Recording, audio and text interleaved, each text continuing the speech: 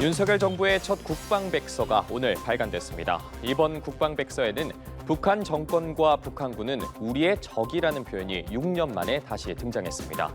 오늘의 그래픽 뉴스, 북한 정권과 군은 적 부활입니다. 지난 1967년 이후 발간되기 시작한 국방백서는 이번이 25번째인데요. 특히 윤석열 정부 출범 이후 첫 백서인 2022 국방백서에는 북한 정권과 북한군은 우리의 적이라는 표현이 지난 2016년판 백서 이후 6년 만에 부활했습니다. 국방부는 북한은 적이라는 개념을 담은 것에 대해 이미 북한이 지난해 말부터 우리를 명백한 적으로 규정했기 때문이라고 밝혔습니다. 과거에도 국방백서에서 북한은 적이라는 표현은 쓰였습니다.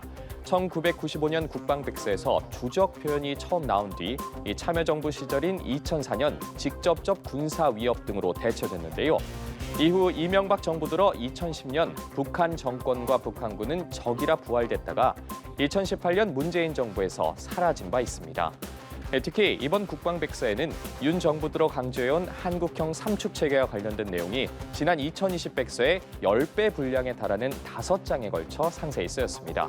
킬체인과 한국형 미사일 방어체계, 한국형 대량 응징 보복의 개념에 대한 설명과 함께 각 분야별 능력과 태세 구축 방향, 군 당국의 노력 등을 세부 반영했습니다.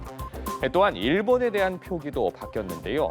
지난 2020년 백서에서 이웃 국가로 기술했던 일본을 이번엔 가까운 이웃 국가로 격상해 표현했고, 한일 군사비밀 정보보호협정 지소미아에 대해서는 필요한 정보 교류가 정상적으로 이루어지고 있다고 설명했습니다.